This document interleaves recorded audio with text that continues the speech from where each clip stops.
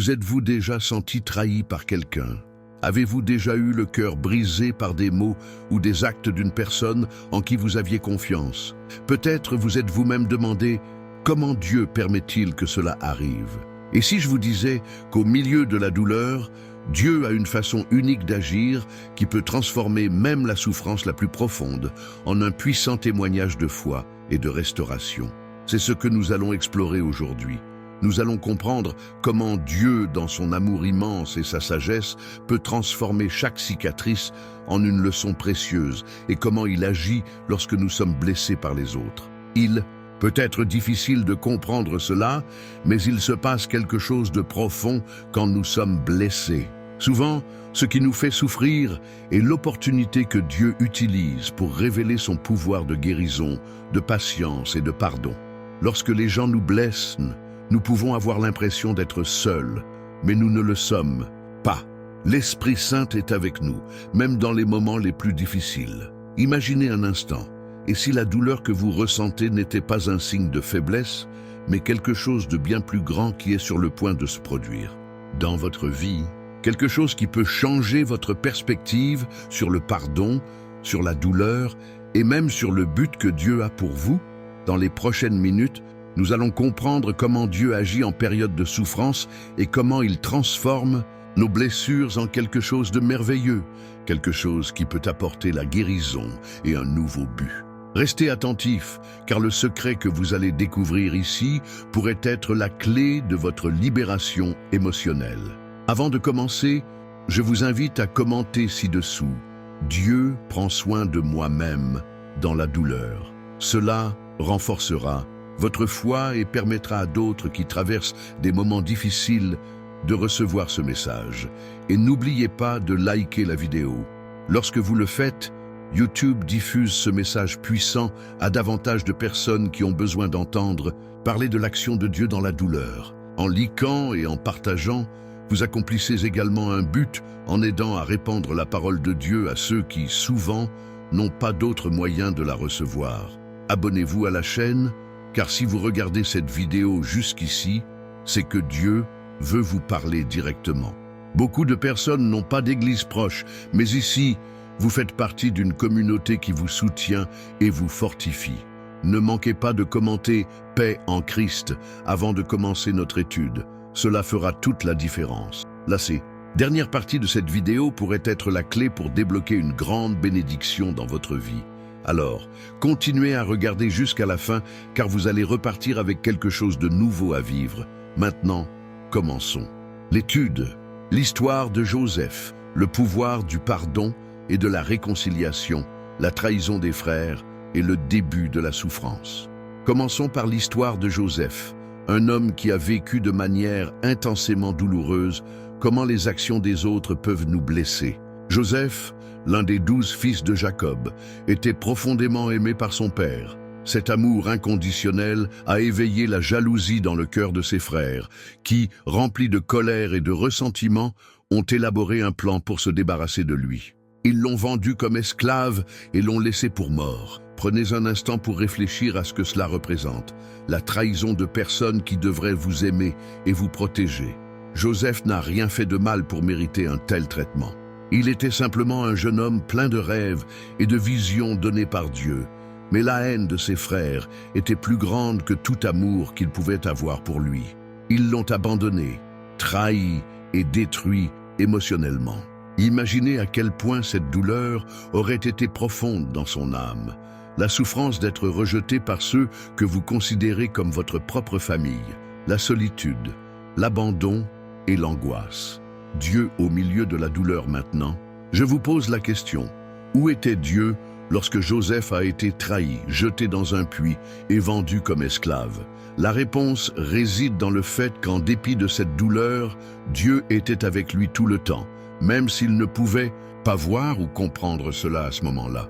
La Bible dit dans Genèse 39, 2, « L'Éternel était avec Joseph ». Ce verset est fondamental pour comprendre comment Dieu agit dans nos vies lorsque nous sommes blessés par les autres. La présence de Dieu ne signifie pas qu'il va empêcher la douleur ou la souffrance, mais qu'il est avec nous-mêmes au milieu de la tempête. Il ne nous abandonne jamais, même lorsque les autres échouent envers nous.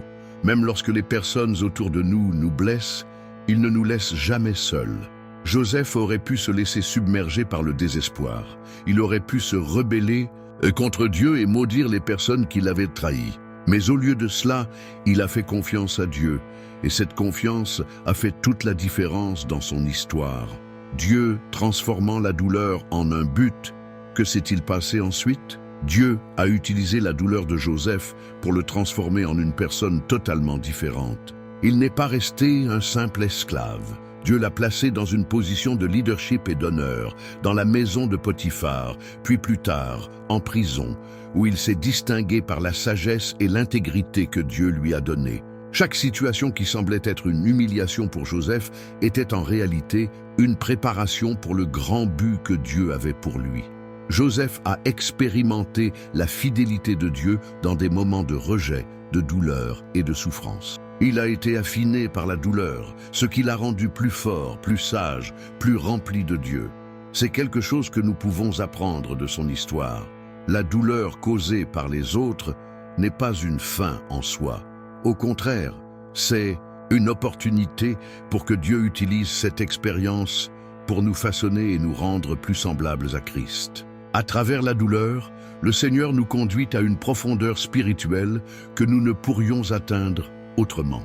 Le pouvoir du pardon, mais la véritable clé de l'histoire de Joseph ne réside pas seulement dans la manière dont Dieu l'a utilisé pendant la souffrance, mais dans ce qui s'est passé lorsqu'il a retrouvé ses frères. Après de nombreuses années, lorsque la famine frappait la terre et que ses frères vinrent vers lui chercher de l'aide, Joseph eut l'occasion de se venger. Ils étaient devant lui, sans savoir que cet homme puissant était le frère qu'ils avaient trahi. Quelle aurait été la réaction de Joseph? Il aurait pu décider de les punir, de les exposer et enfin de leur faire payer ce qu'ils lui avaient fait. Mais Joseph a fait quelque chose de radical, quelque chose qui va au-delà de notre compréhension humaine. Il leur a pardonné.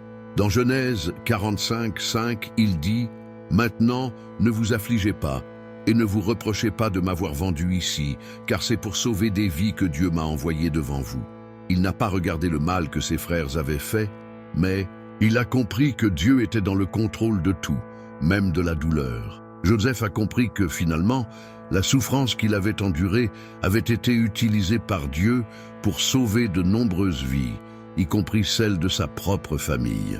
La libération et la guérison du cœur. Blessé, c'est l'un des plus grands enseignements de la Bible sur la façon dont Dieu agit lorsque nous sommes blessés par les autres. Il nous appelle à pardonner et à voir au-delà de la douleur immédiate pour percevoir le but éternel qu'il a pour notre vie. Le pardon de Joseph n'a pas été facile ou naturel. Il a dû traiter sa douleur, sa tristesse et sa colère. Mais en choisissant de pardonner, il a libéré le pouvoir de Dieu pour guérir son cœur et restaurer sa vie. Le pardon est l'antidote de Dieu contre l'amertume qui surgit lorsque nous sommes blessés par les autres. Lorsque nous gardons du ressentiment, nous devenons des prisonniers de la douleur. Mais lorsque nous choisissons de pardonner, nous libérons le pouvoir de Dieu pour transformer notre vie. Le pardon n'est pas un acte de faiblesse, mais de force. Il ne signifie pas que nous disons que la douleur n'a pas existé ou que ce qui s'est passé était juste, mais que nous remettons cette souffrance entre les mains de Dieu en croyant qu'il utilisera tout pour notre bien. Le pardon et la réconciliation comme témoignage de foi à l'histoire de Joseph est un témoignage puissant de la façon dont Dieu agit lorsque nous sommes blessés. Ce n'est pas que Dieu souhaite que nous souffrions, mais il utilise notre souffrance pour nous façonner, nous fortifier et nous conduire vers un endroit de plus grande intimité avec lui.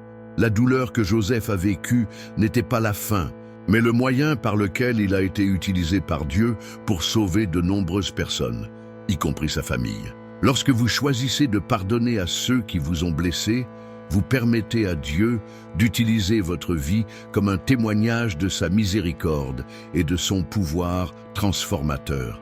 Votre douleur devient une plateforme pour la gloire de Dieu et ce qui semblait être une fin devient un nouveau commencement. Et tout comme Joseph, vous connaîtrez aussi un moment de restauration où Dieu viendra vers vous et restaurera votre âme d'une manière que vous n'auriez jamais imaginée. Dieu agit lorsque les gens nous blessent, mais il n'agit pas seulement pour nous consoler. Il agit pour nous transformer, pour nous enseigner à pardonner, à faire confiance à son plan et à comprendre que la souffrance n'est pas la fin, mais le début de quelque chose de nouveau. Peut-être traversez-vous un moment de douleur en ce moment, et les personnes autour de vous ne comprennent pas ce que vous vivez. Mais sachez ceci, tout comme Dieu était avec Joseph, il est aussi avec vous. Il a un but pour votre douleur, et plus important encore, il a une guérison profonde pour votre cœur. Si vous le pouvez, arrêtez un instant et priez avec Dieu maintenant. Demandez-lui de vous aider à pardonner à ceux qui vous ont blessés. Il veut vous libérer de l'amertume et de la douleur et vous transformer en un canal de bénédiction pour les autres. Croyez-moi, ce processus de guérison pourrait être la clé de quelque chose de grand que Dieu veut accomplir dans votre vie. Le pardon de Christ, l'exemple suprême de comment Dieu agit. Lorsque nous sommes blessés, la douleur de Jésus. Le prix du pardon lorsque nous pensons à la douleur que nous éprouvons lorsqu'on est blessé par les autres, il est impossible de ne pas se rappeler de Jésus et de la souffrance qu'il a endurée. Lui, étant le Fils de Dieu, a expérimenté la réjection, la trahison et l'abandon d'une manière profonde et incomparable. Il n'y a pas de douleur plus grande que celle qu'il a affrontée sur la croix lorsqu'il a été abandonné par ses amis les plus proches, accusé à tort, publiquement humilié et finalement crucifié comme un criminel. Dans Matthieu 26-56, nous voyons un moment crucial. Alors tous les disciples, le laissant, s'enfuirent. Ces hommes qui avaient été appelés par lui, qui avaient marché avec lui, qui l'avaient vu accomplir des miracles puissants, furent ceux qui l'abandonnèrent au moment de sa plus grande affliction. C'est un exemple clair de la façon dont même ceux que nous aimons peuvent nous blesser, nous laissant seuls dans nos moments de douleur. Cependant, la souffrance de Jésus n'était pas vaine. Il savait que la douleur avait un but bien plus grand. Jésus ne réagit pas avec colère, ni ne chercha à se venger. Il ne se défendit pas et ne demanda pas à Dieu de détruire ses ennemis. Au lieu de cela, il pria « Père, pardonne-leur, car ils ne savent pas ce qu'ils font. » Luc 23, 34. C'est l'exemple le plus profond de la façon dont Dieu agit lorsque nous sommes blessés. Il ne pardonne pas seulement, mais il nous enseigne à pardonner. La douleur de Jésus n'était pas seulement une douleur physique, mais une douleur émotionnelle, profonde, causée par la trahison de Judas, le reniement de Pierre et le rejet de ses disciples. Malgré cela, il choisit de ne pas laisser cette douleur l'empêcher d'accomplir le but éternel que son Père lui avait confié, le pardon, comme clé de la liberté spirituelle. Le pardon de Jésus sur la croix est sans aucun doute la plus grande démonstration d'amour et de grâce que le monde ait jamais vue.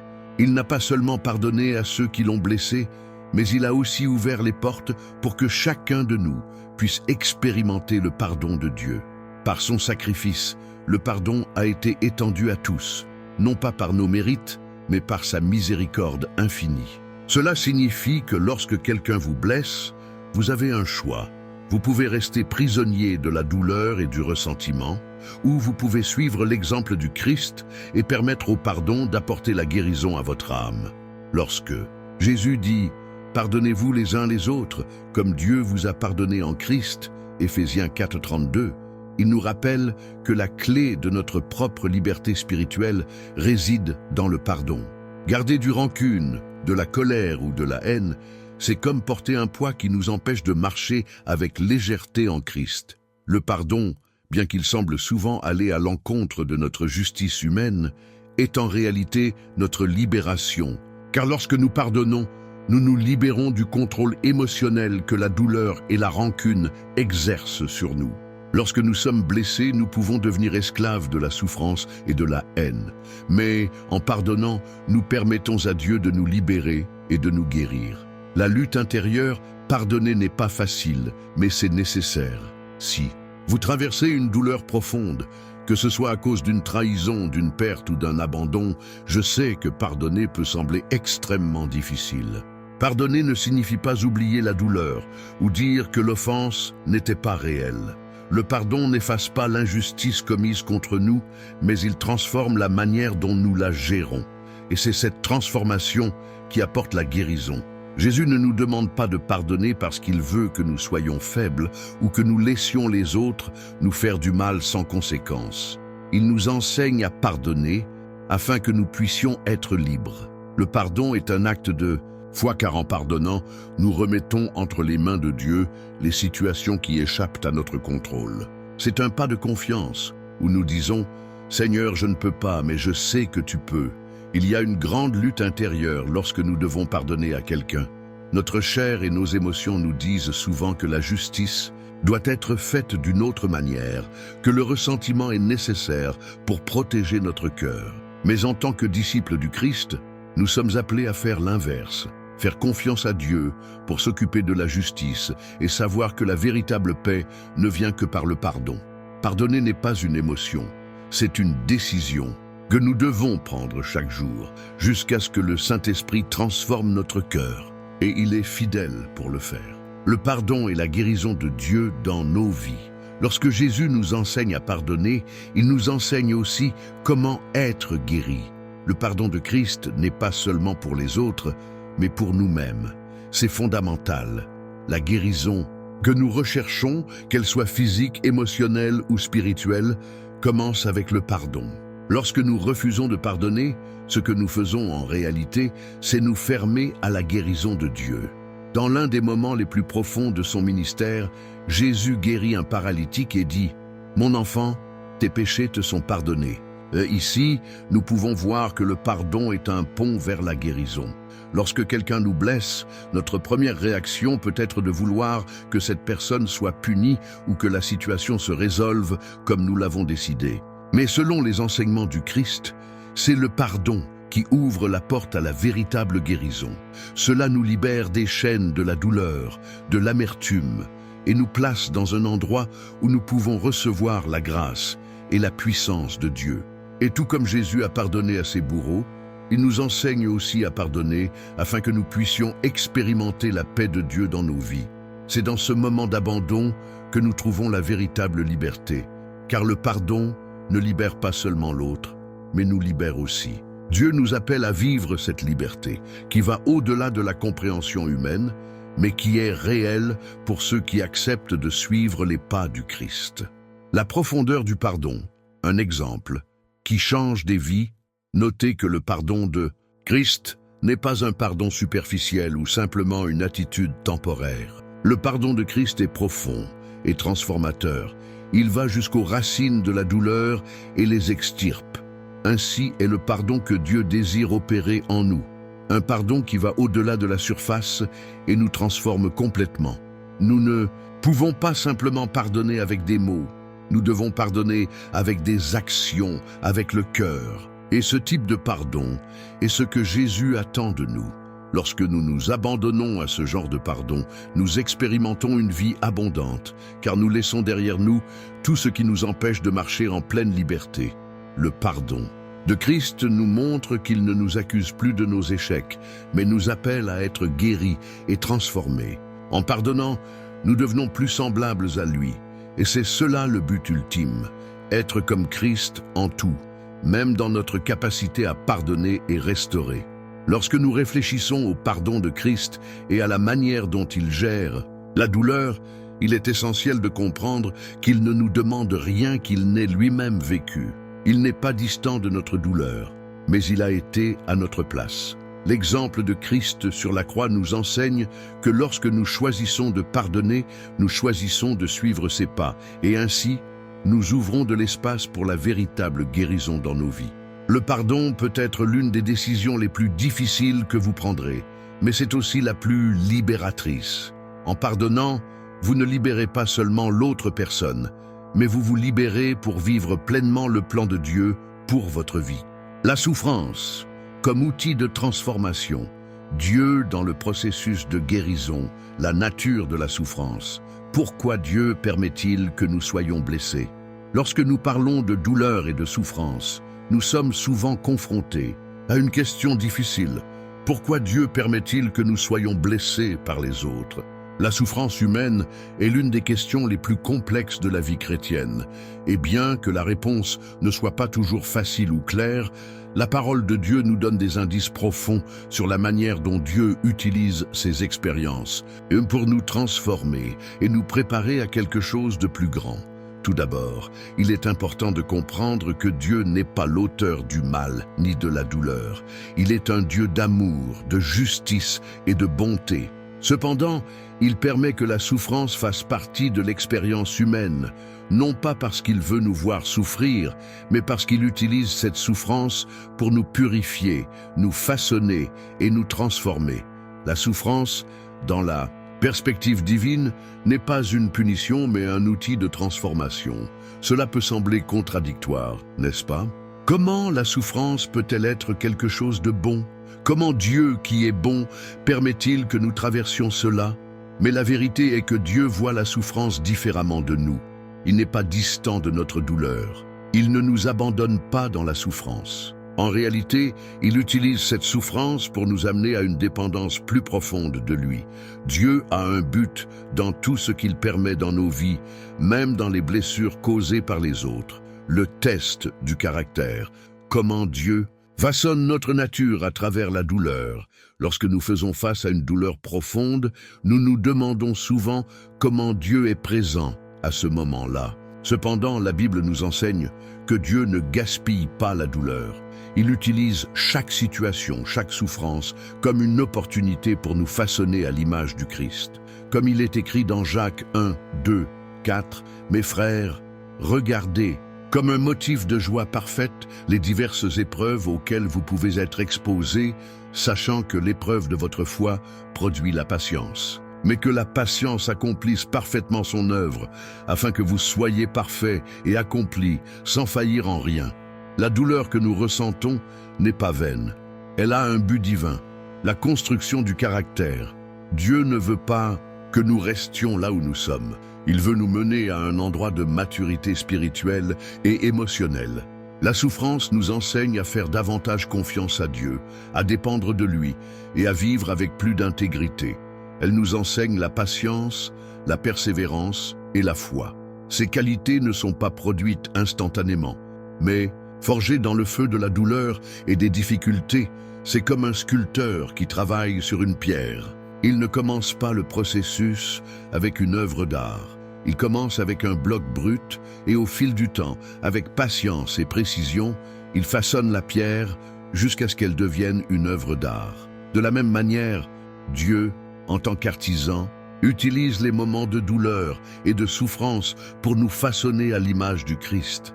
Le processus peut être douloureux, mais le résultat final est glorieux. Le voyage de Joseph. Comment la douleur peut mener au but? Revenons à l'histoire de Joseph comme mentionné précédemment.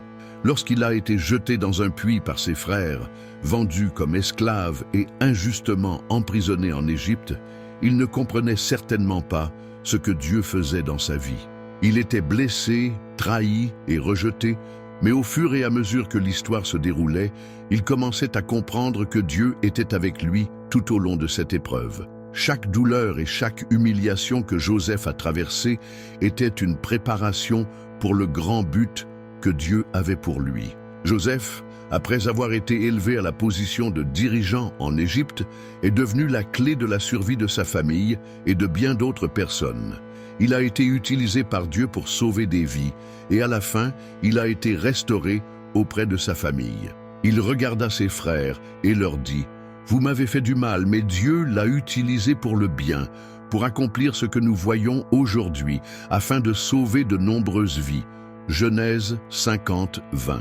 Joseph a reconnu que la douleur qu'il a endurée était en réalité un moyen par lequel Dieu a apporté un grand bien au peuple d'Israël et à bien d'autres. Ainsi, la souffrance qu'il a vécue n'a pas été une perte, mais une préparation pour accomplir un plus grand but. La souffrance de Joseph a été un outil de transformation qu'il a façonné et utilisé comme un puissant instrument de Dieu pour sauver des vies. Dieu a transformé le mal en bien. Dieu transforme la souffrance en gloire, le but de la souffrance dans la vie chrétienne. Dans le Nouveau Testament, nous voyons une application claire de cela dans Romains 8, 28, où l'apôtre Paul affirme « Nous savons que toutes choses concourent au bien de ceux qui aiment Dieu, de ceux qui sont appelés selon son dessein. » Cela nous enseigne que même lorsque nous sommes blessés par les autres, Dieu peut utiliser ces situations pour façonner quelque chose de bon dans nos vies. Il est capable de transformer la souffrance en bénédiction, la douleur en apprentissage et la trahison en une opportunité de dépendance totale à lui. Nous, en tant que chrétiens, sommes appelés à voir au-delà de la douleur immédiate et à faire confiance à Dieu, qui a un plan parfait. Même lorsque le mal nous touche, Dieu travaille pour que sa gloire soit révélée et que notre vie devienne un reflet de son pouvoir rédempteur. La souffrance n'est donc pas seulement un événement qui nous arrive, c'est une partie d'un voyage plus grand que Dieu conduit dans nos vies. Il utilise la souffrance pour nous transformer, pour nous enseigner à faire confiance à sa souveraineté et pour nous rapprocher de lui. Le pouvoir de l'espérance, vivre avec des attentes.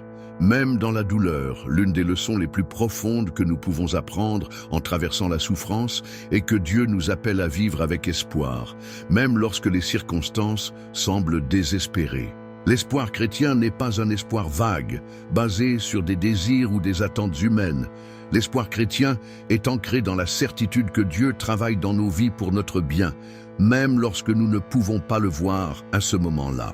Dans 2 Corinthiens 4, 17, 18, Paul parle des difficultés que nous rencontrons, mais il nous encourage à regarder au-delà de la souffrance immédiate, car notre légère et momentanée tribulation produit pour nous un poids de gloire éternelle, au-delà de toute comparaison. Ainsi, nous ne regardons pas aux choses visibles, mais aux invisibles, car les choses visibles sont passagères, mais celles qui sont invisibles sont éternelles. La souffrance que nous vivons est momentanée, mais ce que Dieu fait dans nos vies à travers elle a un but éternel.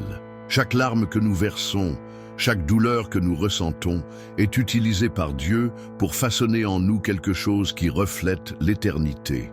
Lorsque nous traversons des moments de douleur et de difficulté, nous devons nous rappeler que la gloire qui nous attend est bien plus grande que toute souffrance que nous affrontons dans ce monde. Le témoignage de Jésus, comment sa vie illustre le but de la souffrance dans Hébreux 12, 2, nous trouvons l'un des passages les plus profonds sur la souffrance de Jésus. Jésus, pour la joie qui lui était proposée, supporta la croix, méprisant la honte, et s'assit à la droite du trône de Dieu. Cela nous montre que la souffrance de Jésus n'a pas été vaine. Il a supporté la croix parce qu'il savait qu'il y avait quelque chose de bien plus grand qui l'attendait, la joie de la rédemption, le salut de tous les hommes. De même, dans nos vies, la souffrance peut sembler insupportable, mais Dieu utilise ce processus pour nous mener à quelque chose de bien plus grand. Jésus a regardé au-delà de la croix et a vu la récompense qui viendrait à travers sa mort. De la même manière, nous, en tant que ses disciples, devons regarder au-delà de la souffrance présente et avoir confiance que Dieu fait quelque chose d'éternel en nous.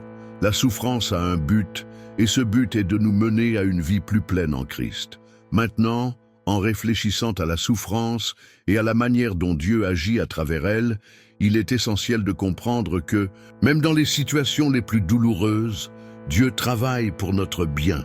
Il utilise chaque moment de douleur et chaque expérience difficile pour nous façonner, nous purifier et nous préparer pour les merveilleux plans qu'il a pour nous.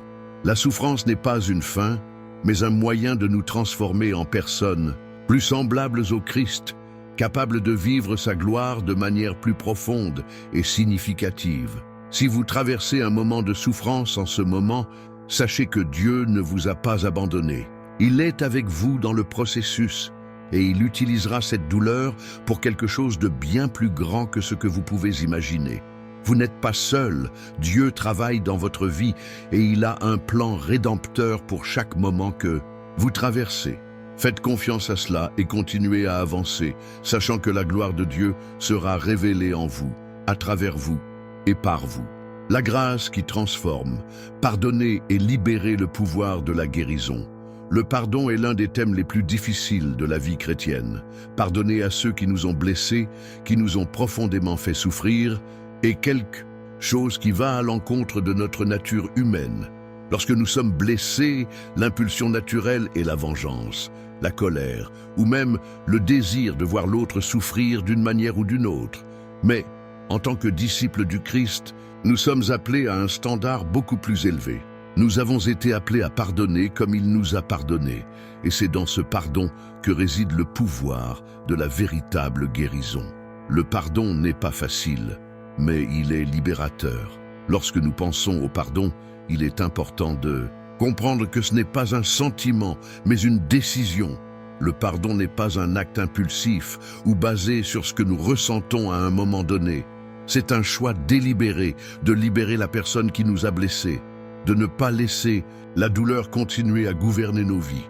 Le pardon, dans la perspective chrétienne, est un acte d'obéissance à Dieu, non pas parce que l'autre personne le mérite, mais parce que nous savons qu'en Christ, nous sommes appelés à libérer la grâce qu'il nous a donnée. Dans de nombreux cas, les personnes qui nous blessent ne savent même pas quel mal elles ont causé. Parfois, elles ne demanderont jamais pardon, et il ne semble même pas qu'elles se soucient de ce que nous ressentons. Mais le pardon n'a rien à voir avec l'autre personne. Il s'agit de vous. Lorsque vous choisissez de pardonner, vous ne dites pas que ce qui s'est passé n'était pas mal. Vous ne minimisez pas la douleur que vous avez ressentie. Vous permettez simplement à Dieu de s'occuper de la justice et de traiter la douleur d'une manière que vous ne pouvez pas faire par vous-même. Jésus, lorsqu'il était sur la croix, a dit « Père, pardonne-leur, car ils ne savent pas ce qu'ils font ». Luc 23, 34. Le pardon de Jésus envers ceux qui le crucifiaient n'était pas un pardon passif ou sans douleur. À ce moment-là, il portait le poids de toute l'injustice, mais malgré cela, il a choisi de pardonner. Cela nous montre que le pardon est bien plus puissant que simplement oublier ou ignorer la douleur. Lorsque vous pardonnez, vous dites à vous-même que la douleur ne va plus gouverner votre vie. Vous rompez avec le pouvoir que l'offense a sur vous. Vous libérez la personne qui vous a blessé et paradoxalement, vous vous libérez vous-même. Le pardon est un cadeau que vous vous faites à vous-même. Il ne libère pas l'autre personne de la responsabilité de ses actions, mais vous libère de la prison émotionnelle et spirituelle que le ressentiment peut causer. Le pardon, comme acte de foi. Comprendre ce qui est en jeu pardonné n'est pas seulement un geste de bonté, c'est aussi un acte de foi. Pardonner, c'est croire que Dieu, dans sa souveraineté, peut guérir nos blessures d'une manière que nous ne pouvons pas. Le pardon exige de la confiance, de la foi que Dieu non seulement peut, mais qu'il va travailler dans toutes les situations pour notre bien. Romains 8, 28. Lorsque nous pardonnons, nous ne disons pas que la douleur n'a pas d'importance. Nous disons que Dieu est plus grand que cette douleur et qu'il peut l'utiliser pour nous transformer. Lorsque nous décidons de pardonner, nous affirmons que nous croyons en la souveraineté de Dieu sur toute chose, y compris sur les offenses que nous avons subies. Nous disons que nous lui faisons confiance pour s'occuper de la justice et que nous croyons qu'il peut restaurer toute la douleur que nous avons vécue. Le pardon est donc un témoignage de foi. C'est la preuve que nous croyons en un Dieu qui guérit, un Dieu qui restaure et un Dieu qui transforme la douleur en quelque chose de beau. Mais en pardonnant, ce que nous faisons réellement, c'est libérer le pouvoir de Dieu pour agir dans nos vies. Notre foi dans le pardon libère la guérison émotionnelle et spirituelle que seul Dieu peut nous donner. Lorsque nous choisissons de pardonner, nous pouvons enfin regarder les offenses et dire « Je ne vais plus porter ce fardeau. Je vais laisser Dieu prendre les devants et il va me guérir. » La grâce qui transforme. Pardonner et libérer le pouvoir de la guérison, le pardon, est l'un des thèmes les plus difficiles de la vie chrétienne. Pardonner à ceux qui nous ont blessés, qui nous ont profondément fait souffrir, est quelque chose qui va à l'encontre de notre nature humaine. Lorsque nous sommes blessés, l'impulsion naturelle est la vengeance, la colère, ou même le désir de voir l'autre souffrir d'une manière ou d'une autre. Mais, en tant que disciples du Christ, nous sommes appelés à un standard beaucoup plus élevé. Nous avons été appelés à pardonner comme il nous a pardonné, et c'est dans ce pardon que réside le pouvoir de la véritable guérison. Le pardon n'est pas facile, mais il est libérateur. Lorsque nous pensons au pardon, Il est important de comprendre que ce n'est pas un sentiment, mais une décision. Le pardon n'est pas un acte impulsif ou basé sur ce que nous ressentons à un moment donné. C'est un choix délibéré de libérer la personne qui nous a blessés, de ne pas laisser la douleur continuer à gouverner nos vies. Le pardon, dans la perspective chrétienne, est un acte d'obéissance à Dieu, non pas parce que l'autre personne le mérite, mais parce que nous savons qu'en Christ, nous sommes appelés à libérer la grâce qu'il nous a donnée. Dans de nombreux cas, les personnes qui nous blessent ne savent même pas quel mal elles ont causé. Parfois, elles ne demanderont jamais pardon, et il ne semble même pas qu'elles se soucient de ce que nous ressentons. Mais le pardon n'a rien à voir avec l'autre personne, il s'agit de vous. Lorsque vous choisissez de pardonner, vous ne dites « N'aime pas que ce qui s'est passé n'était pas mal ». Vous ne minimisez pas la douleur que vous avez ressentie. Vous permettez simplement à Dieu de s'occuper de la justice et de traiter la douleur d'une manière que vous ne pouvez pas faire par vous-même. Jésus, lorsqu'il était sur la croix, a dit « Père, pardonne-leur, car ils ne savent pas ce qu'ils font. » Luc 23, 34. Le pardon de Jésus envers ceux qui le crucifiaient n'était pas un pardon passif ou sans douleur. À ce moment-là, il portait le poids de toute l'injustice, mais malgré cela, il a choisi de pardonner. Cela nous montre que le pardon est bien plus puissant que simplement oublier ou ignorer la douleur. Lorsque vous pardonnez, vous dites à vous-même que la douleur ne va plus gouverner votre vie. Vous rompez avec le pouvoir que l'offense a sur vous. Vous libérez la personne qui vous a blessé et, paradoxalement, vous vous libérez vous-même. Le pardon est un cadeau que vous vous faites à vous-même. Il ne libère pas l'autre personne de la responsabilité de ses actions, mais vous libère de la prison émotionnelle et spirituelle que le ressentiment peut causer. Le pardon, comme acte de foi. Comprendre ce qui est en jeu pardonner n'est pas seulement un geste de bonté. C'est aussi un acte de foi. Pardonner, c'est croire que Dieu, dans sa souveraineté, peut guérir nos blessures d'une manière que nous ne pouvons pas. Le pardon exige de la confiance, de la foi que Dieu non seulement peut, mais qu'il va travailler dans toutes les situations pour notre bien. Romains 8, 28. Lorsque nous pardonnons, nous ne disons pas que la douleur n'a pas d'importance. Nous disons que Dieu est plus grand que cette douleur et qu'il peut l'utiliser pour nous transformer. Lorsque nous décidons de pardonner, nous affirmons que nous croyons en la souveraineté de Dieu sur toute chose, y compris sur les offenses que nous avons subies. Nous disons que nous lui faisons confiance pour s'occuper de la justice et que nous croyons qu'il peut restaurer toute la douleur que nous avons vécue. Le pardon est donc un témoignage de foi.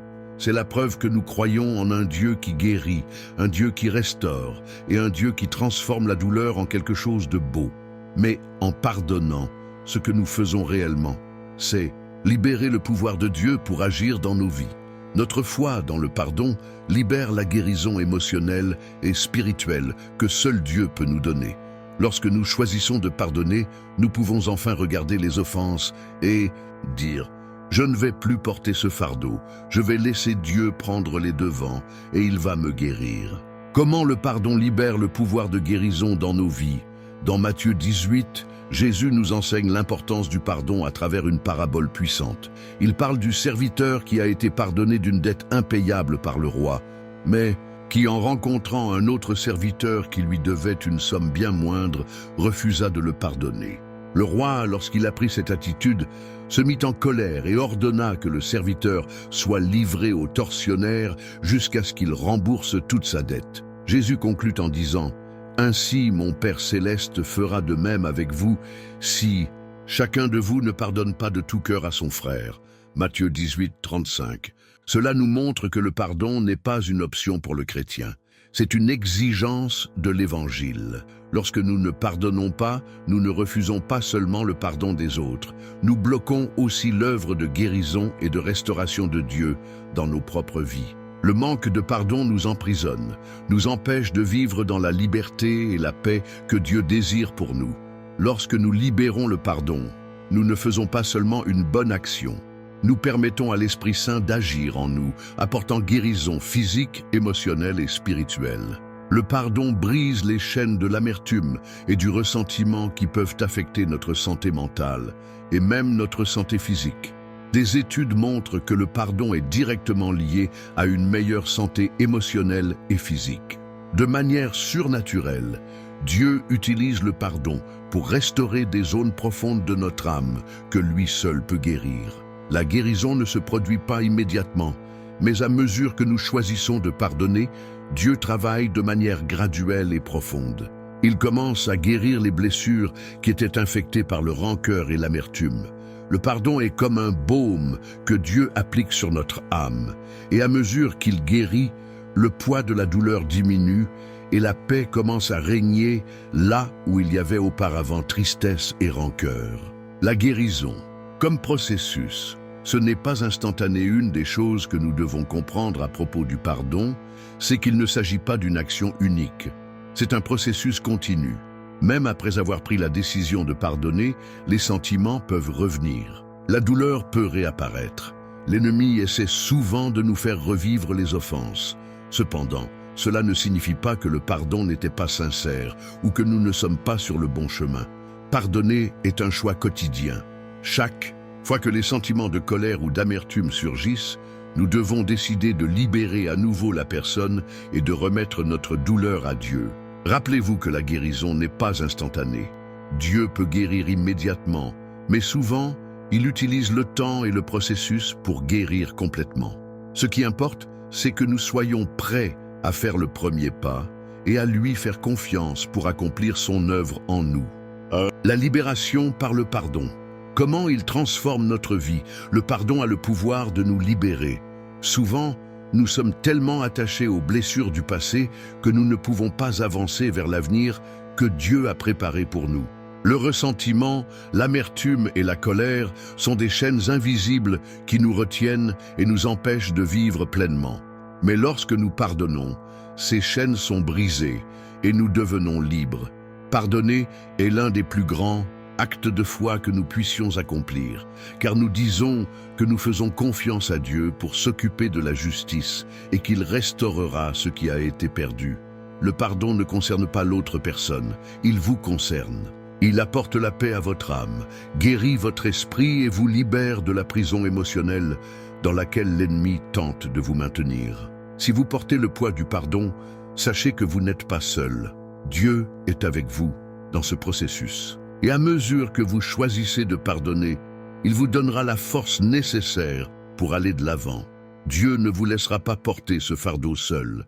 Il restaurera tout ce qui a été blessé. Il restaurera votre joie, votre paix et votre espoir. Le pardon est un chemin de guérison et de libération.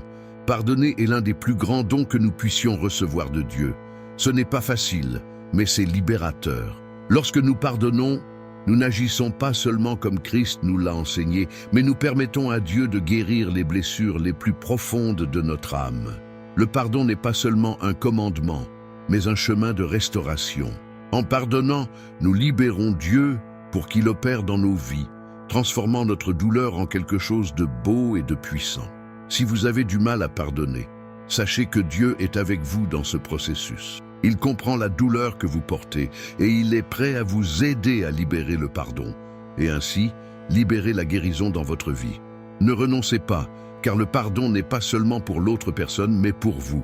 C'est le chemin de votre liberté spirituelle, émotionnelle et physique. Libérer le pardon, c'est permettre à Dieu d'accomplir une œuvre profonde en vous. Et en faisant cela, vous serez libéré de l'amertume, de la colère et du ressentiment qui vous emprisonnent. Dieu peut restaurer tout ce qui a été perdu et il peut transformer votre douleur en quelque chose de beau. Le pardon est la clé de la guérison. Le secret de la restauration. Comment Dieu utilise la souffrance pour nous fortifier dans les moments de douleur? Il est courant de se demander pourquoi Dieu permet-il que cela arrive? La souffrance est en effet l'un des plus grands mystères de la vie chrétienne. On nous enseigne depuis le début que Dieu est bon et qu'il aime ses enfants de manière inconditionnelle. Cependant, bien souvent, la douleur entre dans nos vies de façon que nous ne comprenons pas et notre cœur se questionne « Si Dieu est bon, pourquoi permet-il que je passe par cela ?» Cependant, c'est précisément dans les difficultés que Dieu révèle son pouvoir transformateur de manière que nous ne pourrions peut-être pas percevoir en des temps de joie.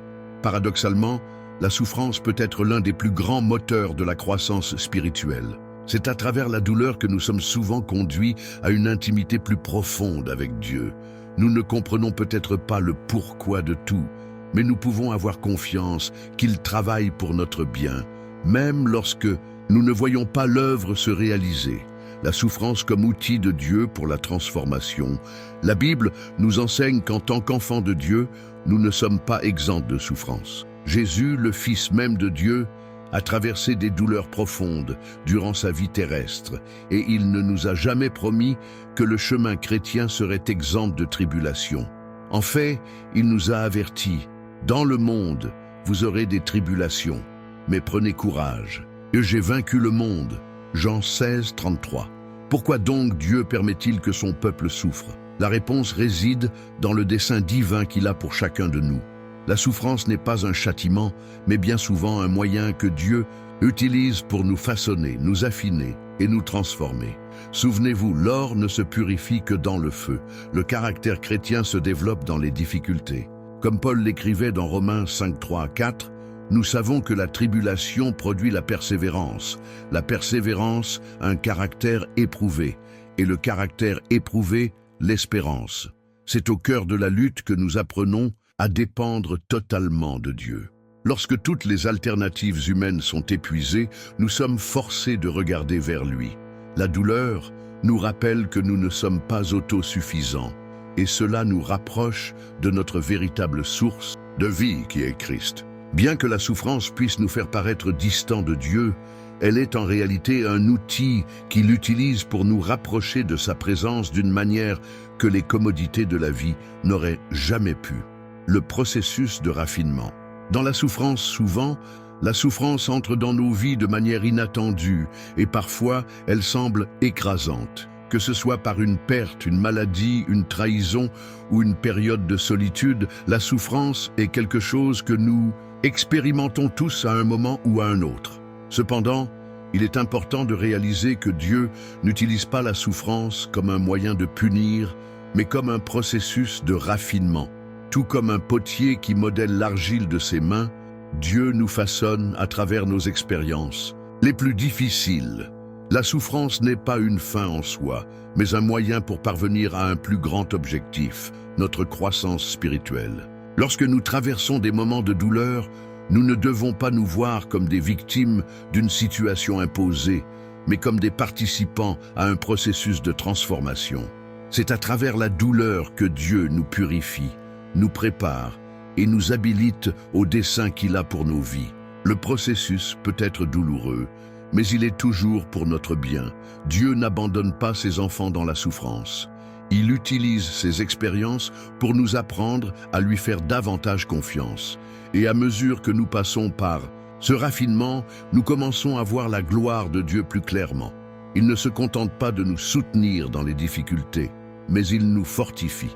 La douleur n'est pas seulement une expérience négative, c'est une occasion de croître dans la foi et le caractère. Comment Dieu utilise la souffrance pour nous préparer à un plus grand but lorsque nous sommes au milieu de la tempête? Il est difficile de voir un quelconque objectif au-delà du moment présent. La souffrance tend à nous consumer et nous nous demandons souvent si la douleur a un sens. Mais lorsque nous regardons les Écritures, nous voyons que Dieu utilise la souffrance pour nous préparer à quelque chose de plus grand. Lui-même, Joseph, dans la Bible, a traversé une immense souffrance. Trahi par ses frères, vendu comme esclave et emprisonné injustement, il a vécu de nombreuses épreuves. Cependant, Dieu a utilisé chacune de ces expériences pour le préparer à un but bien plus grand, sauver sa famille et une nation entière de la famine. Genèse 50, 20. La souffrance de Joseph n'a pas été vaine. Chaque difficulté qu'il a affrontée était une étape nécessaire dans le plan divin que Dieu avait pour lui. Tout comme Joseph, il nous est souvent impossible de voir immédiatement le but de nos luttes. Mais Dieu est fidèle pour accomplir l'œuvre qu'il a commencée en nous. Philippiens 1, 6.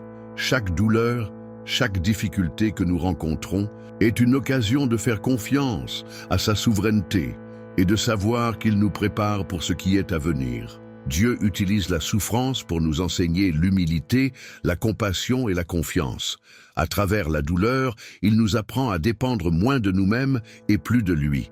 Dans les moments les plus difficiles, nous apprenons à prier avec plus de ferveur, à chercher sa direction avec plus d'intensité et à avoir confiance en sa provision d'une manière que nous ne ferions jamais si la vie était facile. La promesse de la rédemption, de la douleur à la gloire, bien que la souffrance fasse inévitablement partie de la vie, la bonne nouvelle est que Dieu nous a promis qu'il ne nous laissera pas traverser cela seul. Jésus a souffert pour nous sur la croix, et sa douleur a été un sacrifice rédempteur qui apporte l'espoir de la restauration à tous ceux qui croient en lui. Il ne comprend pas seulement notre douleur, mais il l'a utilisée pour apporter notre rédemption. La douleur qui nous semble injuste ou incompréhensible a un but éternel dans l'économie de Dieu. Et c'est ici que nous trouvons la clé de notre espérance. La promesse que finalement, Dieu utilisera toute souffrance pour sa gloire et pour notre bien. La souffrance ne sera pas vaine. Il travaille dans chaque situation pour nous conformer à l'image de Christ, et une fois que cela sera accompli, nous serons transformés de gloire en gloire. Lorsque nous regardons la souffrance à la lumière de l'éternité, nous voyons qu'elle n'est qu'une petite partie d'un plan beaucoup plus vaste de rédemption que Dieu est en train d'accomplir dans nos vies.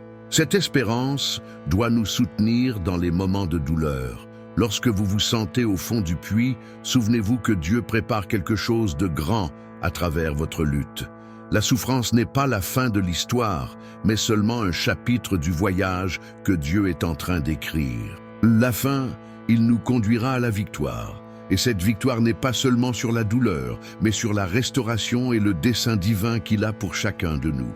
La patience et la persévérance qui mènent à la gloire, la Bible parle de l'importance d'avoir de la patience et de la persévérance au milieu de la souffrance. Dans Jacques 1, 2, 4, nous lisons « Mes frères, regardez comme un sujet de grande joie le fait de passer par diverses épreuves, sachant que l'épreuve de votre foi produit la persévérance, et que la persévérance doit avoir une œuvre complète, afin que vous soyez parfaits et accomplis, ne manquant de rien. La persévérance que la souffrance produit en nous est précieuse. Elle nous enseigne à attendre patiemment le Seigneur, à avoir confiance en son temps parfait, et à croire qu'il ne nous abandonnera jamais, même dans les moments les plus difficiles. À travers la persévérance, Dieu nous prépare à expérimenter la gloire qu'il a pour nous. Et cette gloire sera bien plus grande que toute souffrance que nous ayons pu endurer. Le pouvoir de l'espérance au milieu de la souffrance. Lorsque nous traversons des moments difficiles, il est facile de perdre l'espérance. La douleur peut être si intense qu'il semble qu'il n'y aura pas de fin. Mais en tant que chrétiens, nous avons une espérance qui transcende les circonstances. Notre espérance est en Christ. Et il nous assure que, bien que nous passions par des difficultés, il sera avec nous en tout moment. Il ne nous abandonnera jamais. Ainsi, même dans la souffrance, nous devons garder notre espérance en Dieu. Il est notre rocher, notre forteresse et la source de notre paix. Lorsque les vagues de la vie tentent de nous engloutir, il nous relève et nous donne la force de continuer. Notre espérance n'est pas dans notre capacité à supporter, mais dans la grâce de Dieu qui nous soutient et nous fortifie. La souffrance n'est pas la fin, c'est le début de quelque chose de plus grand. Lorsque vous faites face à la souffrance, rappelez-vous que Dieu n'est pas absent. Il travaille en vous, façonnant votre caractère et vous préparant à un plus grand dessein. La souffrance n'est pas un signe que Dieu vous a abandonné, mais une opportunité pour lui de réaliser quelque chose de grandiose dans votre vie. Croyez qu'à la fin, Dieu utilisera chaque douleur, chaque larme, chaque lutte pour vous rapprocher de lui et vous préparer pour sa gloire. La souffrance n'est pas la fin de l'histoire, mais le commencement de quelque chose de bien plus grand. Et à la fin, vous verrez que l'œuvre de Dieu dans votre vie sera plus glorieuse que vous n'auriez jamais pu l'imaginer. Ne renoncez pas. La douleur a un but et la victoire de Dieu est proche. Persévérez et vous verrez sa gloire se révéler dans votre vie de manière que vous n'auriez jamais imaginé. Dieu est avec vous et il est fidèle pour accomplir la bonne œuvre qu'il a commencée en vous. Le pouvoir du pardon. Libérez-vous des chaînes qui vous retiennent. Comment vous sentez-vous lorsque quelqu'un vous blesse? Lorsqu'une personne vous déçoit, vous fait du mal ou vous trahit? La douleur causée par une offense est réelle. Personne n'aime se sentir trahi, négligé ou injustement traité. Et bien souvent, cette douleur se transforme en un fardeau, quelque chose qui grandit en vous, rongeant la paix de votre cœur. Mais la grande question est, comment gérer cette douleur? Comment vous libérer de ce poids émotionnel qui vous empêche de vivre dans la liberté et la paix? C'est ici que la force du pardon entre en jeu.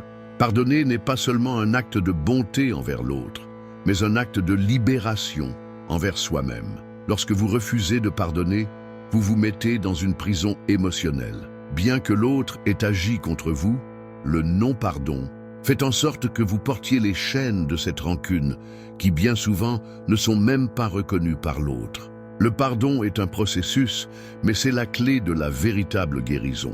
C'est une clé que Dieu nous offre, mais que trop souvent nous choisissons d'ignorer, tout en continuant de porter le poids de la rancœur. Le pardon n'est pas une option. C'est un commandement. Le pardon est l'un des enseignements les plus difficiles de Christ. Dans Matthieu 18, 21-22, Pierre demande à Jésus combien de fois il doit pardonner à celui qui l'offense, et la réponse de Jésus est claire: 70 fois 7. Cette phrase nous révèle l'immensité du pardon que nous sommes appelés à offrir. Jésus ne met aucune limite au pardon. Il nous défie de pardonner toujours, sans mesure, sans fin. Le pardon dans le christianisme n'est pas quelque chose que nous faisons par simple sympathie ou pour plaire aux autres, mais un ordre divin. Pardonner n'est pas quelque chose qui dépend de nos émotions ou de la réponse de l'autre personne. C'est une décision que nous devons prendre, indépendamment de ce que nous ressentons ou de ce que l'autre a fait. Le pardon est une décision de libérer quelqu'un d'une dette, d'un fardeau émotionnel qui nous enchaîne à un passé douloureux. Lorsque nous décidons de pardonner, nous disons à Dieu que nous lui faisons confiance pour traiter la situation, que nous croyons en sa justice et que nous lui remettons le contrôle. Pardonner peut sembler injuste, surtout lorsque la douleur est profonde. Nous avons l'impression que la personne ne mérite pas notre pardon, mais le pardon ne concerne pas le mérite de l'autre. Il s'agit de notre choix de nous libérer. Pardonner est une manière de briser les chaînes du ressentiment et de l'amertume qui nous emprisonnent et nous éloignent de la paix de Dieu. Le pardon est la porte de la guérison émotionnelle. La souffrance causée par des offenses peut nous laisser blessés pendant longtemps. Les mots non dits, les gestes irréfléchis et les actions égoïstes peuvent nous marquer profondément, créant des blessures invisibles qui, sans traitement, peuvent devenir des cicatrices émotionnelles que nous portons pendant des années. Mais la guérison de ces blessures commence au moment où nous décidons de pardonner. Lorsque vous pardonnez, vous ne dites pas que ce qui a été fait contre vous est juste. Vous ne minimisez pas la douleur, ni n'effacez l'offense. Pardonner ne signifie pas que vous devez continuer à vous exposer aux comportements nuisibles de la personne, ni que vous devez continuer à avoir des relations avec quelqu'un qui vous a blessé, si aucun repentir ou changement n'a eu lieu. Le pardon est simplement une décision de libérer l'autre pour que Dieu puisse agir dans la situation. Lorsque vous pardonnez, vous vous libérez de la prison émotionnelle que la rancune crée et permettez à la paix de Dieu de commencer à restaurer ce qui a été brisé. Le pardon ne libère pas seulement l'autre, il vous libère vous aussi. Lorsque nous gardons de la rancune, notre âme se trouve emprisonnée dans une cellule d'amertume, où la colère et la haine se nourrissent mutuellement, prenant de plus en plus de place dans notre cœur. Cette amertume nous empêche d'expérimenter la plénitude de la paix que Dieu a pour nous dans notre vie. Pardonner, c'est ouvrir la porte pour que Dieu entre et guérisse les blessures de notre âme. Jésus est l'exemple suprême du pardon. Personne n'a mieux démontré le pouvoir du pardon que Jésus-Christ. Lui qui a été trahi par Judas, renié par Pierre et abandonné par ses disciples, a offert le pardon à tous ceux qui l'ont blessé. Sur la croix, il a dit « Père, pardonne-leur, car ils ne savent pas ce qu'ils font ». Même lorsqu'il a été injustement traité, il a choisi de pardonner. Même en souffrant la plus grande douleur physique et émotionnelle, il a regardé ceux qui le maltraitaient et les a pardonnés. Le pardon de Jésus sur la croix n'était pas conditionné par le repentir de ceux qui le crucifiaient. Il leur a pardonné, même sans qu'ils demandent pardon. Il les a pardonnés pour que le dessein divin s'accomplisse, pour qu'il y ait salut pour tous. Lorsque Jésus pardonne, il nous enseigne à pardonner sans attendre de retour, sans condition, sans limite. Le pardon de Jésus n'était pas une option, mais une mission, et aujourd'hui il nous appelle à suivre son exemple. Le pardon de Christ sur la croix est la plus grande démonstration d'amour et de compassion qui ait jamais existé. Il ne l'a pas fait parce que les autres le méritaient, mais parce qu'il a choisi de nous aimer d'une manière inconditionnelle, même face à nos offenses. Et c'est cette même attitude de pardon qu'il attend de nous. Il nous appelle à être comme lui, à pardonner comme il nous a pardonné. Et quand nous faisons cela, nous devenons plus semblables à Christ, plus remplis de son amour et de sa grâce. Pardon, la libération du passé et la transformation de l'avenir. Le pardon n'est pas seulement un acte du présent, il a le pouvoir de transformer notre avenir. Lorsque nous maintenons le poids de la rancœur, nous ne portons pas seulement le fardeau du passé, mais nous limitons également notre avenir. Le ressentiment et la rancune que nous gardons nous empêchent d'avancer vers ce que Dieu a pour nous. Notre avenir spirituel et émotionnel est lié aux chaînes de notre passé, jusqu'à ce que nous décidions de libérer ceux qui nous ont blessés. Pardonner est un acte de courage. C'est la décision de rompre avec la douleur du passé et de marcher vers la liberté que Dieu offre. Le pardon nous libère de la prison de la haine, du ressentiment et de l'amertume, et nous place dans une position de paix et de liberté en Christ. Lorsque nous pardonnons, nous devenons comme Christ, reflétant sa grâce et sa miséricorde envers les autres. Et c'est cette liberté que Dieu désire pour chacun de nous. Il ne veut pas que nous vivions avec les chaînes de la douleur et du ressentiment. Il veut que nous soyons libres de vivre dans sa paix et sa joie pour marcher dans un nouveau commencement, sans que le poids du passé ne nous limite. Le pardon est la clé de cette liberté. Le pardon, comme une décision quotidienne, pardonner n'est pas quelque chose que l'on fait une seule fois et que l'on oublie ensuite. Le pardon est un choix quotidien. Chaque fois que la douleur essaie de ressurgir, nous devons choisir de pardonner à nouveau. Chaque fois que l'amertume essaie de prendre possession de notre cœur, nous devons choisir de libérer et de laisser partir. Le pardon est un processus continu de remettre à Dieu nos blessures et de lui faire confiance pour qu'il a le contrôle de toutes choses. Le pardon ne dépend pas de nos sentiments, mais de notre obéissance à Dieu. Lorsque nous décidons de pardonner, nous faisons un choix d'obéir à la parole de Dieu, de suivre l'exemple de Christ et de vivre dans la liberté. Et à mesure que nous continuons à faire ce choix, nous trouvons la guérison et la paix que nous cherchons. Le pardon vous libère. Pour vivre en pleine plénitude, pardonner est le chemin vers la véritable liberté. Lorsque nous décidons de pardonner, nous disons que nous choisissons de vivre en paix, en harmonie avec Dieu et avec les autres. Le pardon est la clé qui ouvre les portes de la guérison émotionnelle et spirituelle. Il ne libère pas seulement l'autre, mais plus important encore, il nous libère pour vivre la vie que Dieu a pour nous. Êtes-vous prêt à libérer le pardon? Êtes-vous prêt à rompre avec les chaînes de la rancœur et de l'amertume et à expérimenter la liberté que Dieu offre? Le pardon n'est pas facile, mais c'est le chemin de la restauration. Et en pardonnant, vous permettez à l'amour de Dieu de se manifester de manière puissante dans votre vie. Que ce jour soit celui où vous choisissez de libérer le pardon et d'expérimenter la paix qui l'accompagne. Dieu veut que vous viviez libre, léger et rempli de sa présence. Libérez-vous du poids du passé et embrassez l'avenir que Dieu a préparé pour vous. La transformation du cœur. Comment Dieu guérit les blessures de l'âme, la vie chrétienne n'est pas seulement une marche de foi, mais aussi un voyage de transformation.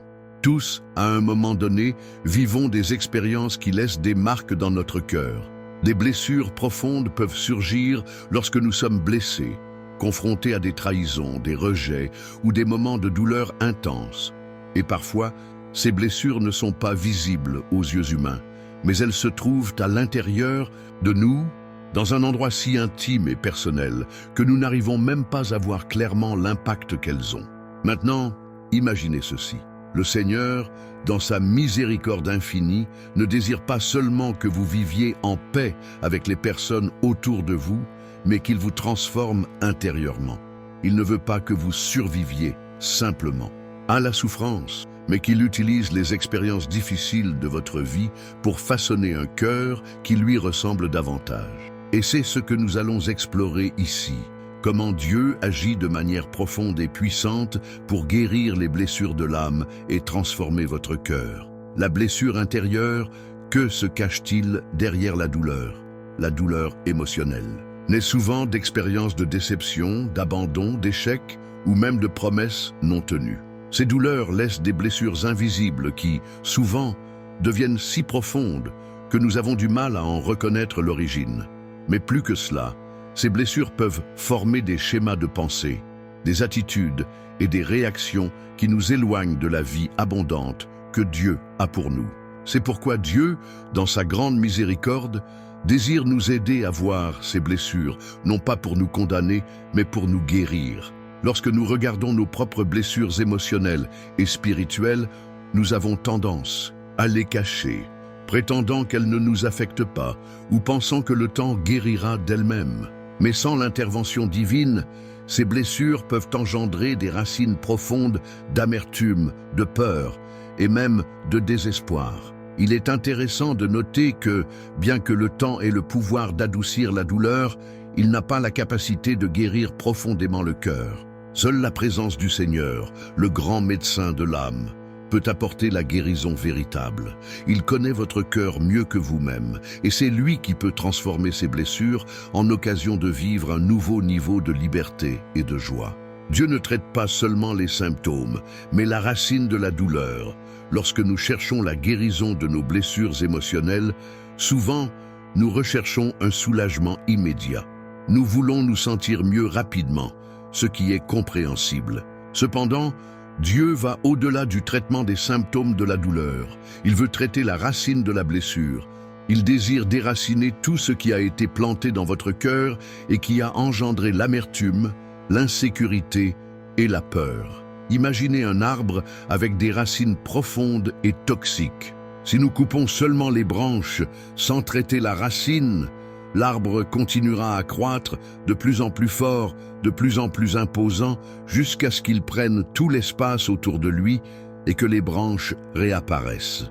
Le Seigneur veut aller en profondeur. Il veut retirer la racine de la peur, de l'amertume, du rejet et de la haine, et la remplacer par quelque chose de pur et rédempteur, son amour. Lorsque Dieu entre dans votre vie et commence à travailler dans votre cœur, il commence à travailler sur la racine.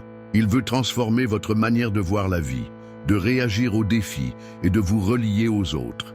Il désire remplacer les mensonges que vous avez crus au fil des années par sa vérité guérissante. Le processus de guérison émotionnelle de Dieu ne se fait pas du jour au lendemain. Il nécessite patience, confiance et abandon. Mais lorsque vous vous permettez d'être façonné par lui, vous commencez à percevoir des changements à l'intérieur de vous. Vous commencez à expérimenter la paix, le pardon et la véritable liberté. Le processus de guérison, la souffrance qui produit des fruits souvent, nous parlons de la douleur et des blessures émotionnelles comme de quelque chose à éviter, comme si la souffrance était purement négative. Mais, bibliquement, nous voyons que la souffrance peut être un instrument de transformation lorsque nous sommes entre les mains de Dieu. Ce n'est pas que Dieu souhaite que nous souffrions, mais il utilise les moments de douleur pour nous apprendre à lui faire confiance et pour nous façonner selon sa volonté. L'apôtre Paul, dans Romains 5, 3, 4, écrit « Et non seulement cela, mais nous nous glorifions aussi dans les tribulations, sachant que la tribulation produit la patience l'expérience, et l'expérience l'espérance. » La souffrance que vous traversez n'est pas vaine. Dieu utilise chaque moment de douleur pour produire des fruits spirituels dans votre vie. La douleur, lorsqu'elle est remise entre les mains de Dieu, se transforme en quelque chose qui apportera maturité et plus d'intimité avec lui. Le processus de guérison implique de reconnaître la douleur et de remettre cette douleur à Dieu. Il ne sert à rien de cacher ou d'ignorer la blessure. La véritable guérison commence lorsque vous regardez la douleur et dites « Seigneur, je remets cela entre tes mains. Il n'y a aucune honte à reconnaître que vous êtes blessé. Dieu le sait déjà et il veut restaurer et guérir chaque domaine de votre vie. Le rôle du pardon dans la guérison du cœur, l'un des plus grands instruments de guérison que Dieu nous donne, est le pardon.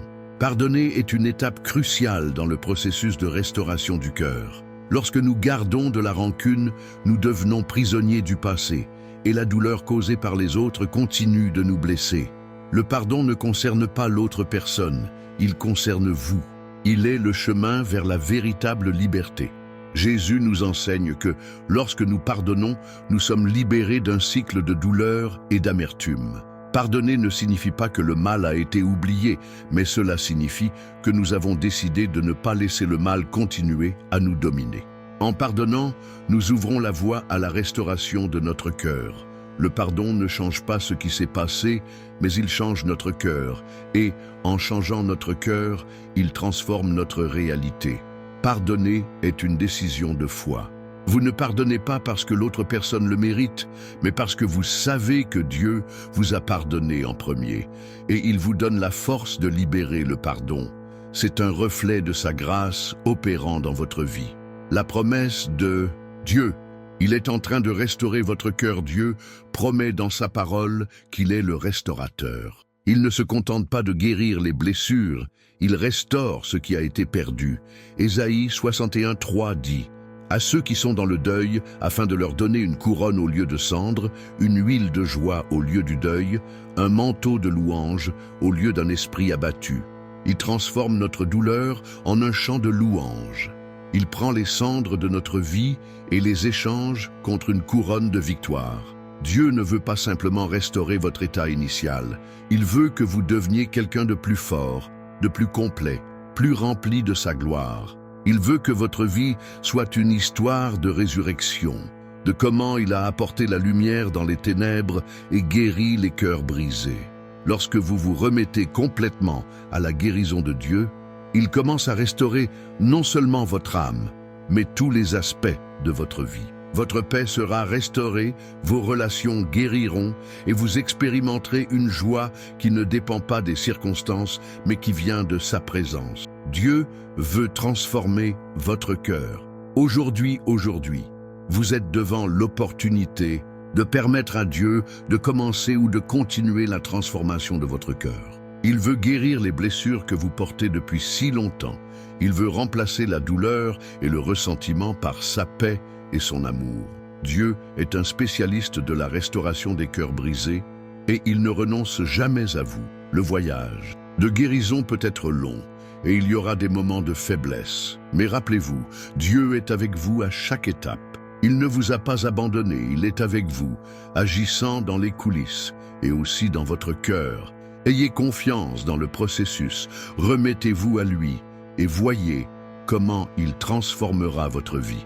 Aujourd'hui, faites un choix. Remettez vos blessures au Seigneur et permettez-lui de commencer l'œuvre de restauration. Il a déjà payé le prix pour votre guérison. Et souvenez-vous, il est fidèle pour accomplir l'œuvre qu'il a commencée en vous. Vous n'êtes pas seul et la transformation de votre cœur est possible.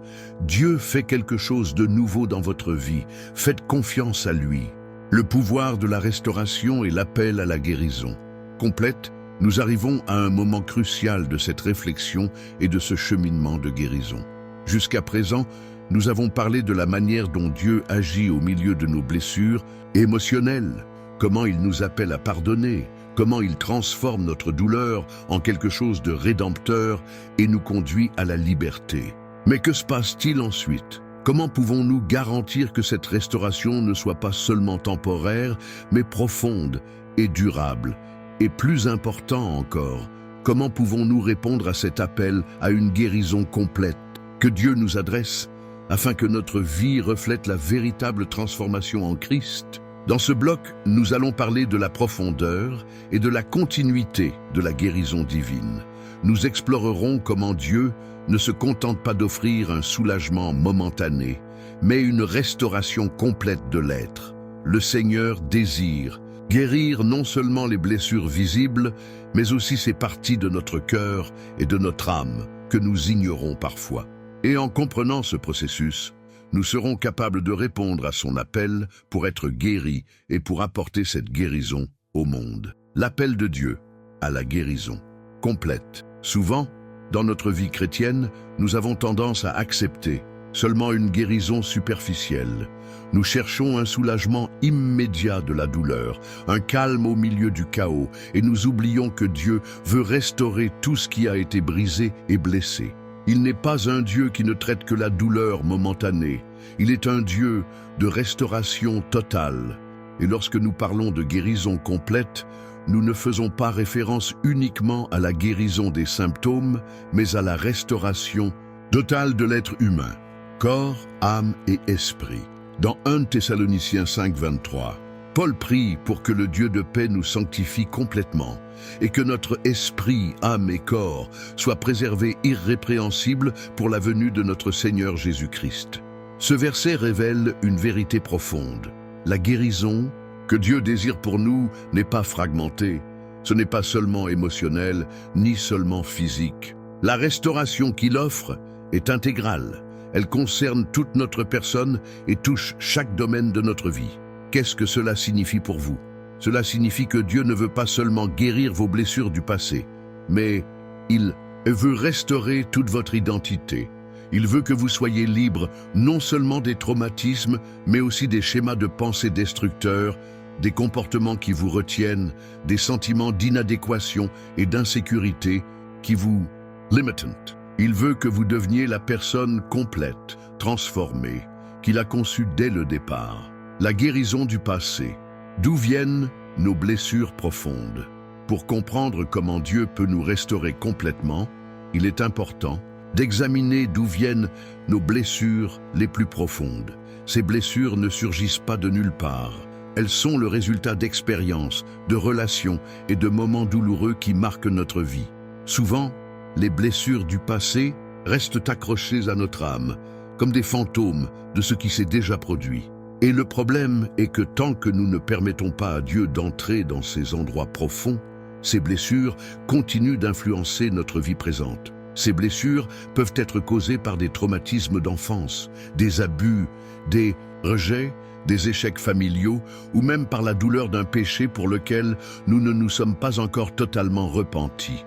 L'important ici est de comprendre que Dieu ne veut pas que vous viviez attachés à ces souvenirs. Il désire que vous les regardiez, affrontiez la douleur du passé et que vous les remettiez entre les mains du Seigneur afin qu'il les transforme. Dieu est un expert en restauration de ce qui a été brisé. Il ne va pas simplement effacer le passé, mais il va transformer les dégâts causés par celui-ci. Souvenez-vous de ce qu'il a fait avec le peuple d'Israël lorsqu'il les a libérés de l'esclavage en Égypte. Il ne les a pas seulement sortis de l'oppression physique, mais il les a appelés à une nouvelle identité, celle d'un peuple choisi pour refléter sa gloire. Il l'a fait à travers un processus de restauration, où il ne les a pas seulement libérés de la douleur, mais aussi guéri ce qui était brisé dans leur cœur. La guérison de l'âme, restaurer nos sentiments et nos pensées. Souvent, quand nous parlons de guérison, nous pensons uniquement aux maladies physiques, mais la guérison émotionnelle et spirituelle est tout aussi importante, voire plus importante. Dieu désire restaurer non seulement le corps, mais aussi l'âme. L'âme est le siège de nos émotions, de nos pensées et des décisions que nous prenons. Si notre âme est blessée, nos choix, nos réactions et nos relations en seront affectés. Dieu désire que vous expérimentiez une guérison complète de votre âme, qu'il vous libère de chaînes émotionnelles, de la peur, de l'anxiété, de la dépression et de toute autre forme d'esclavage émotionnel causé par des blessures du passé. Il ne veut pas que vous viviez avec une âme tourmentée, mais avec une paix qui surpasse toute compréhension. Lorsque l'âme est restaurée, elle commence à refléter la paix et la joie de Dieu. Le processus de guérison de l'âme consiste souvent à affronter les blessures émotionnelles qui ont été enfouies pendant des années. Souvent, nous ne savons même pas que ces blessures sont là jusqu'à ce que quelque chose dans le présent ravive les émotions du passé. Mais Dieu veut entrer dans ces endroits cachés et y apporter la lumière, amenant à la surface ce qui doit être guéri. Et il fait cela avec grâce, patience et amour. Il ne nous condamne jamais pour nos faiblesses ou nos sentiments douloureux, mais il nous appelle à la guérison, afin que nous puissions expérimenter la liberté. La guérison du corps, le Seigneur y guérit. Toutes les maladies, bien que la restauration intérieure soit l'objectif principal, la guérison physique fait également partie de la restauration totale que Dieu offre. Jésus, pendant son ministère sur terre, guérissait les malades, redonnait la vue aux aveugles, faisait marcher les paralysés et ressuscitait les morts. Il ne restaurait pas seulement les aspects spirituels et émotionnels de la vie des gens, mais il restaurait aussi leur corps. Dans de nombreuses situations, les blessures de l'âme se manifestent dans le corps. Le stress émotionnel, les douleurs non résolues, les angoisses et les ressentiments peuvent avoir des répercussions physiques. La guérison complète de Dieu implique aussi cette restauration du corps, car Dieu vous voit comme un être intégral, corps, âme et esprit, et il désire restaurer toutes les parties de ce que vous êtes. Cependant, il est important de se rappeler que la guérison physique n'est pas toujours instantanée. Parfois, elle se fait par étapes. Mais Dieu est fidèle. Il sait ce qui est le mieux pour chacun de nous. Et même lorsque le processus de guérison est long, il est avec nous, prenant soin de nous à chaque étape. Et tout en travaillant sur notre corps, il travaille aussi sur notre âme et notre esprit, nous préparant à quelque chose de plus profond et d'éternel. Répondre à l'appel de Dieu à la guérison complète, ce que Dieu désire, c'est que vous ouvriez votre cœur et lui permettiez d'entrer de manière profonde et transformative. La guérison qu'il offre est intégrale, complète et durable. Mais pour que cela se produise, vous devez répondre à son appel. Dieu est un gentleman. Il n'envahit pas notre vie sans notre consentement. Il veut que vous soyez un participant actif dans votre propre guérison. Il désire que vous vous rendiez au processus de restauration. La première étape consiste à reconnaître que vous avez besoin de guérison, reconnaître vos blessures, vos peurs, vos insécurités et tout remettre à Dieu. La deuxième étape est de faire confiance au processus. La guérison de Dieu n'est pas toujours instantanée, mais elle est toujours garantie. Dieu est fidèle pour accomplir l'œuvre qu'il a commencée en vous. La troisième étape consiste à s'engager activement dans le processus de guérison. Chercher la prière, la communion avec d'autres frères et sœurs en Christ et permettre à l'Esprit Saint de faire l'œuvre qu'il désire dans votre cœur. La restauration complète est à votre portée aujourd'hui. Vous avez l'opportunité de prendre une décision importante, permettre à Dieu de réaliser une œuvre complète de restauration dans votre vie. Peu importe ce que vous avez vécu dans le passé ou quelle blessure vous avez portée, Dieu est le Dieu qui restaure et il veut transformer votre vie de manière profonde et durable. Il ne veut pas que vous viviez encore un jour prisonnier du passé ou des blessures de votre cœur. Il désire que vous expérimentiez une guérison complète, émotionnelle, spirituelle et même physique. La guérison est possible et elle est à votre portée. Répondez à l'appel de Dieu, remettez vos blessures entre ses mains et voyez comment il peut transformer votre cœur et votre vie pour toujours. Souvenez-vous, vous n'êtes pas seul. Dieu est avec vous à chaque étape de ce processus de restauration. Et celui qui a commencé la bonne œuvre en vous est fidèle pour la mener à bien. La décision finale, le chemin de la guérison et de la transformation. Complétant, arrivant à la fin de cette étude, il est impossible de ne pas réfléchir à tout ce qui a été dit jusqu'à présent. Qu'avons-nous appris? Comment ces 100 paroles s'appliquent-elles directement à notre vie?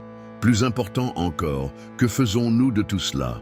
Comment pouvons-nous réellement permettre à la puissance de Dieu d'agir profondément dans notre cœur et dans notre vie pour nous guérir, nous restaurer et nous transformer complètement? Ce sont des questions fondamentales qui nous poussent à prendre une décision.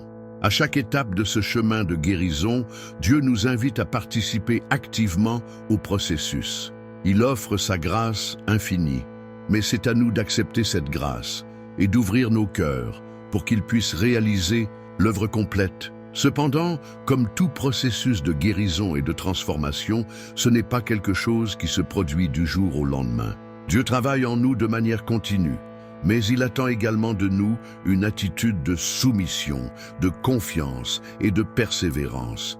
Et voici la vérité la plus profonde que nous devons comprendre. La guérison et la restauration que Dieu offre ne sont pas seulement destinées à soulager notre douleur momentanée, mais à nous transformer complètement. Il ne veut pas que nous soyons seulement améliorés ou réparés de manière superficielle. Dieu désire nous restaurer à la plénitude de ce qu'il a toujours prévu pour nous. Il veut que notre vie soit une véritable expression de sa gloire et de sa grâce. Et pour cela, il nous appelle à un engagement profond. La guérison commence par la décision intérieure, tout commence par une décision.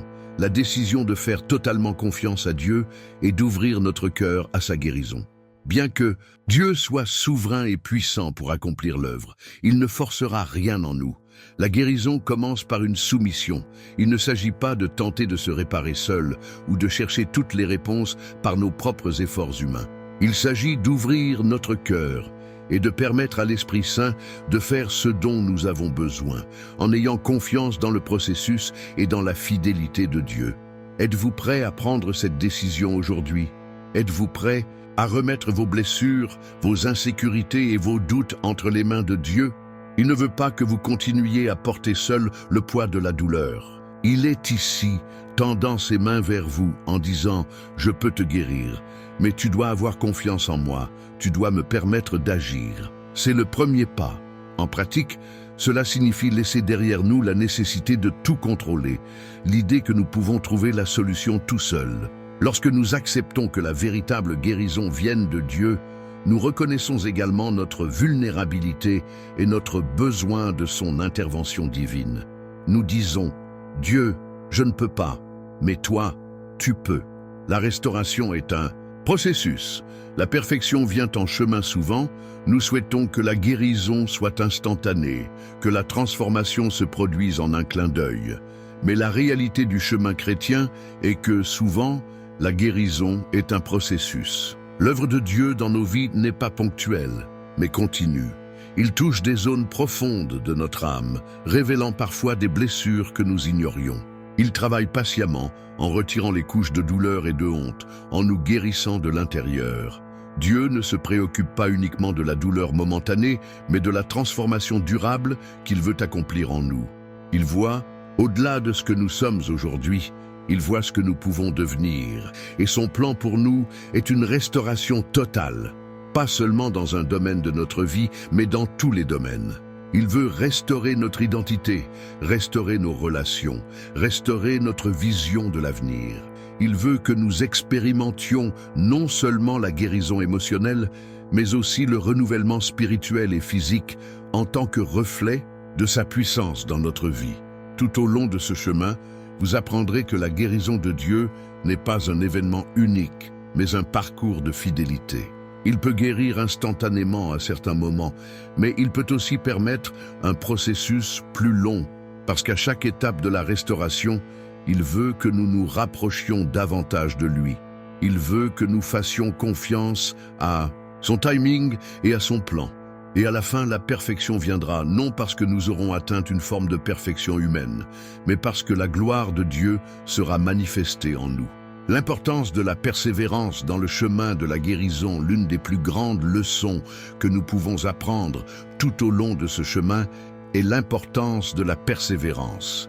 La guérison n'est pas une ligne droite. Il y a des moments où nous sentirons que nous tournons en rond, que nous reculons, que les blessures semblent ne pas guérir.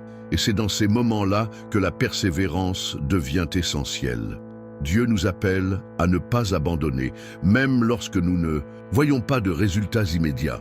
Il sait ce qui est mieux pour nous, et son processus de guérison est parfait, même si nous ne le comprenons pas toujours pleinement. La persévérance est la clé de la guérison complète. Elle nous apprend à faire confiance à Dieu en toutes circonstances, même lorsque la douleur persiste ou lorsque le chemin semble difficile. Dans le livre de Jacques, nous sommes invités à considérer comme une grande joie le fait de passer par des épreuves, sachant que l'épreuve de notre foi produit la persévérance. Jacques 1, 2, 3. Cela signifie que lorsque nous faisons face à des défis dans notre processus de guérison, nous ne devons pas nous désespérer. Au contraire, nous devons voir ces défis comme des opportunités de croissance. Chaque moment difficile est une chance de faire à nouveau confiance à Dieu, d'expérimenter plus profondément sa grâce et de lui permettre de nous façonner. Persévérer ne signifie pas ne pas ressentir la douleur. Cela signifie continuer à faire confiance même lorsque la douleur semble insupportable. Cela signifie garder les yeux fixés sur la promesse de Dieu, sachant qu'il travaille en nous jusqu'à ce que la restauration complète se produise. L'appel, la transformation, pas seulement le soulagement, mais une vie nouvelle, voici la vérité fondamentale. Dieu ne veut pas seulement soulager votre douleur, il veut transformer votre vie. Il ne s'intéresse pas seulement à guérir les blessures du passé. Il veut faire de vous une nouvelle création. Si quelqu'un est en Christ, il est une nouvelle créature. Les choses anciennes sont passées. Voici, toutes choses sont devenues nouvelles. 2 Corinthiens 5, 17. La guérison de Dieu n'est pas une solution temporaire aux problèmes temporaires. C'est une transformation profonde qui change notre identité, notre vision de la vie et notre manière de voir le monde. Cela signifie que la guérison complète implique un changement radical. À mesure que Dieu nous restaure, il nous appelle aussi à vivre différemment. Il nous appelle à être la lumière du monde, à refléter la grâce que nous avons reçue, à être des instruments de guérison et d'espoir pour les autres. Vous ne serez pas seulement guéris pour vous-même. Dieu veut que vous soyez un agent de guérison dans un monde qui en a désespérément besoin. La transformation que Dieu offre est comme une pierre précieuse qui est travaillée dans son atelier divin. À mesure qu'il façonne votre vie, il la fait briller de manière unique et glorieuse. Vous serez un reflet de la beauté de la grâce de Dieu. Et à mesure qu'il travaille en vous, vous commencerez à percevoir que, au-delà de la guérison personnelle, vous serez capable d'aider à guérir les autres à travers votre témoignage et la transformation qui a eu lieu dans votre vie. La préparation pour la gloire. Finale enfin, la guérison complète n'est pas quelque chose qui se produit uniquement ici-bas, mais c'est une promesse pour l'éternité. Le processus de restauration que Dieu a commencé en vous, ici sur terre, est un avant-goût de la gloire éternelle qui nous attend. Dans Apocalypse 21, 4, Dieu promet qu'il essuiera toute larme de leurs yeux. Lorsque Jésus reviendra, il fera toute chose nouvelle. Il n'y aura plus de douleur, plus de souffrance et plus de cicatrices du passé. La restauration que nous commençons à expérimenter maintenant sera consommée dans l'éternité. Cette perspective nous donne de l'espoir, nous donne de la persévérance. Même si les cicatrices du passé sont encore visibles, nous savons que la restauration complète nous attend dans la vie éternelle avec Dieu. Le chemin de la guérison, votre décision maintenant. Maintenant, le moment décisif est arrivé pour vous. Que ferez-vous de tout ce que vous avez appris ? Allez-vous continuer à laisser vos blessures vous définir ou allez-vous remettre ces blessures au Seigneur pour qu'il les transforme en quelque chose de glorieux? Allez-vous suivre le chemin de la guérison, même s'il est difficile, même si vous ne voyez pas de résultats immédiats, ou allez-vous abandonner? Aujourd'hui, Dieu vous invite à faire le prochain pas. Il tend ses mains vers vous, offrant la guérison, la restauration et la transformation.